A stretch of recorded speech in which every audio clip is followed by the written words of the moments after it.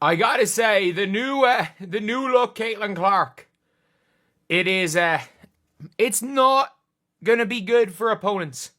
It's really not. Like, look at how much bigger she's gotten. Like, yeah, Stephanie White saying Caitlin Clark's gotten stronger. Yeah, Caitlin Clark has gotten stronger. It just keeps happening. Game after game, another brutal hit, another cheap shot, and yet again, the refs turn a blind eye. Caitlin Clark has been harassed, bullied, and outright assaulted on the court, Nan. The people in charge are doing nothing. To stop it now? I watched Angel Reese taking on Caitlin Clark, and I gotta tell you, I caught the game in the third quarter, and as I watched the game, it was evident to me, and probably evident to a lot of you if you played or you coached, I know many of you do, that there's a distinct difference between the two. The latest footage has surfaced a moment unlike anything we've seen before. It was so raw, so emotional, that even Coach Stephanie White couldn't hold back the tears. But what exactly happened? And how did we get to this breaking point? Buckle up, because this is where the Indiana Fever drama explodes. Let's be real, rookies in the WNBA have always had to fight for respect. After this controversial foul on Caitlin Clark. Unnecessary. Clark's Indiana Fever taking on the Chicago Sky on Saturday. The Sky's Kennedy Carter hitting a shot, then heading over to Clark and shoulder checking her. The refs called it a common foul, but the league yesterday. But what's happening to Caitlin Clark? This isn't just about proving yourself. This is something else entirely.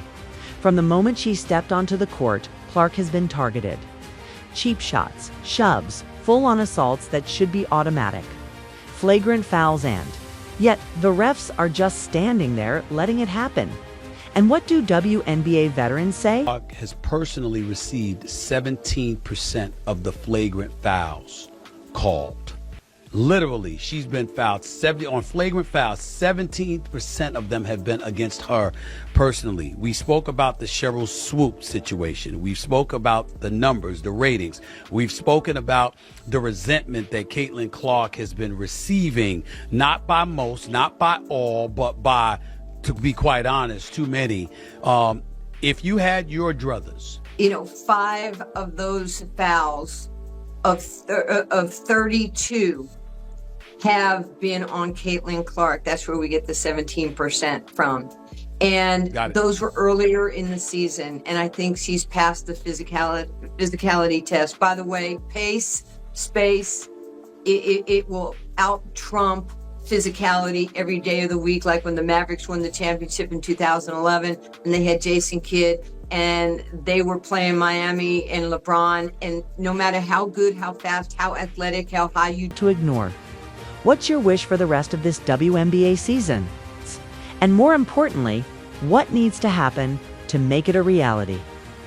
The last word is yours. Let's be clear, the numbers don't lie. That 177% stat. It comes from 5 of the 32 total flagrant fouls this season. It's being called on Caitlin Clark. That's where the 177% comes from. Oh. And those calls happened early in the season. Since then, the hits keep coming, but the whistles have stopped. And here's the thing, Clark has already passed the so-called physicality test. At the end of the day, pace and skill will always beat brute force. Look at the 2011 Dallas Mavericks. They weren't the most athletic team, but their pace and strategy outplayed Miami's raw power. The same principle applies here. But what happens when asterisk? There are 2 sets of rules. When Diana Taurasi throws an elbow, flagrant foul. When Brittany Griner gets hit, immediate whistle. But when Caitlin Clark gets slammed to the ground, asterisk, silence. Play on. The refs aren't just allowing physical play. They're enforcing asterisk, an unspoken rule. A rule that says Caitlin Clark deserves this treatment because of who she is. And this is where things get really dark. The WNBA wants you to believe this is just standard rookie treatment. But let's be real, this is political. Look at who's delivering the cheap shots. Look at who's taking them. It's suddenly okay to take cheap shots at Clark if you're part of the right group. It's acceptable to throw elbows at her if you say the right things. With 8 seconds left, Sammy Wickham drove baseline for a potential game winner. Her shot got swatted, but Nalisa Smith cleaned it up. Meanwhile, Caitlin Clark was picking herself up off the floor again. In the minds of some people in this league, Clark isn't just a rookie, she's a symbol of something they hate. It's why the refs aren't protecting her. It's why opponents are getting away with blatant fouls. That's why this latest footage is so heartbreaking. It happened after one of the hardest hits yet. A brutal shove that sent Clark crashing to the ground. No whistle, no review, nothing. Then came the shoulder check from Chicago Sky's Kennedy Carter, a blatant cheap shot after a made basket. The refs called it a common foul. The league later upgraded it to a flagrant, but the damage was done. For the first time, Indiana's head coach lost it. You could see the emotion, the helplessness, the anger, the realization that this isn't just about tough rookie treatment anymore. And in that moment, one thing became clear. Enough is enough. One thing's for sure, Caitlin Clark isn't going anywhere. And if they thought they could break her, they were dead wrong. Here's the thing about real players, the smart ones. They see what's going on. Even her own teammates see it. They're down 25, and the coach is keeping her in the game to chase a double-double. Other players notice that stuff. They side-eye it, they don't respect it, and the media falling for the narrative. Stephen A. Smith just said Caitlin Clark is the Rookie of the Year. And honestly, he's right. Because there are two types of players in this league. One who stumbles, bumbles, and fumbles through games. And another who is built for this. Clark has carried the WNBA on her back since day one. And no matter how many times they knock her down, she keeps getting right back up. Look, we can admit Caitlin Clark wasn't the strongest player coming into the league. She relied on her skill, her IQ, and her elite shooting ability. But after months of being harassed, shoved, and physically beaten on the court, she had a choice.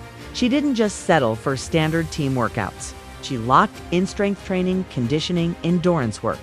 She's adding muscle, strengthening her core, and building the kind of power that will make defenders think twice before trying to knock her down again. The Caitlin Clark effect isn't fading. If anything, it's growing. Past. And even though she's barely been on the court, fans are still locked in. There was a moment just a week when WNBA free agency was pure chaos, and fans were locked in. Moves were happening left and right, excitement was through the roof, and for the first time, it felt like women's basketball had that same off-season energy as the NBA. Caitlin Clark's second season with the Indiana Fever is set to take everything to another level. The demand is so high that games in Chicago are moving to the NBA arena. Other cities are adjusting too, shifting Fever matchups to bigger venues just to accommodate the Caitlin Clark effect. When Clark first entered the league, she had it all skill vision and a deep three-point shot that made defenders sweat. But physically, she was a finesse player in a league that thrives on brute force. The WNBA's roughest defenders knew it. They took advantage, shoving, pulling, elbowing, knocking her to the floor. Knowing she wasn't built to handle that level of contact, Stephanie White has been watching Caitlin's transformation closely, and the results are undeniable. Clark isn't just absorbing the hit, she's giving them right back. This is a stronger, tougher, more relentless version of the player who already